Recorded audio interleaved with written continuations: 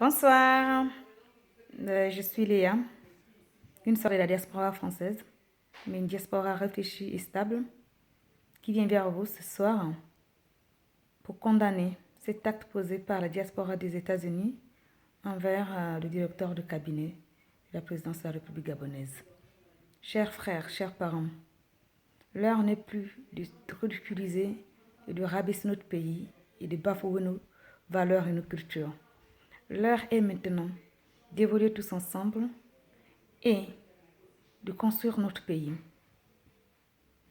Maintenant, je tiens juste à vous rappeler une chose, que l'élection présidentielle est bien terminée depuis 2016, nous sommes en 2017. Et nous allons dans la construction de notre pays, dans un Gabon nouveau, avec un nouveau élan. Et c'est cet élan qu'il nous faudra mettre de l'effort pour aller de l'avant. Et j'interpelle la diaspora française de ne pas se comporter comme celle des États-Unis et de ne plus encore manquer de respect à nos aînés, parce que c'est nos aînés. Le linge sale se lave en famille. Et ce n'est pas à l'étranger où vous allez détruire l'image de notre pays avec ce comportement.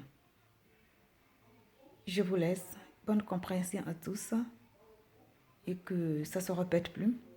J'interpelle aussi Ping, Monsieur Ping, Monsieur Casimir Yimba, Guido Bandama, Nibuto, tous ceux qui sont de l'opposition, Mutuki, ou opposition, comme vous voulez dire, de conseiller tous ces jeunes, parce que je sais que vous êtes en contact avec tous ces jeunes, de ne pas les laisser induire le pays en erreur, parce que ce genre de barbarie et de comportement envers nos aînés, vous risquerez de causer l'irréparable, et ce n'est pas normal.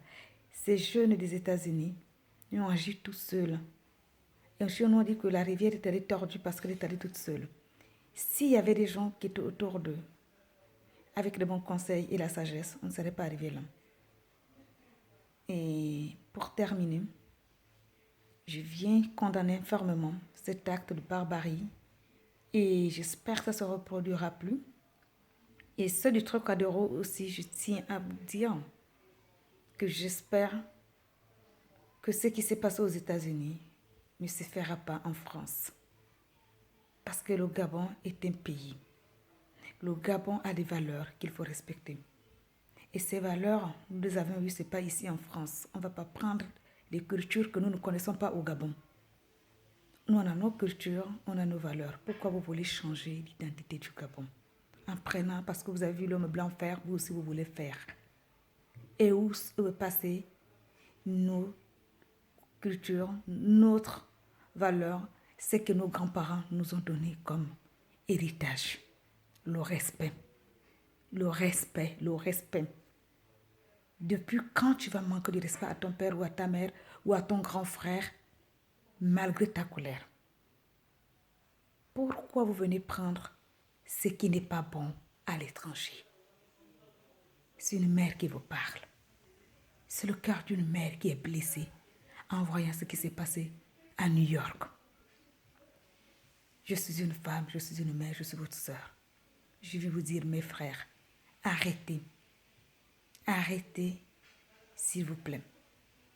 Et présentez des excuses à votre frère, ce monsieur, le directeur de cabinet de la présidence de la République gabonaise.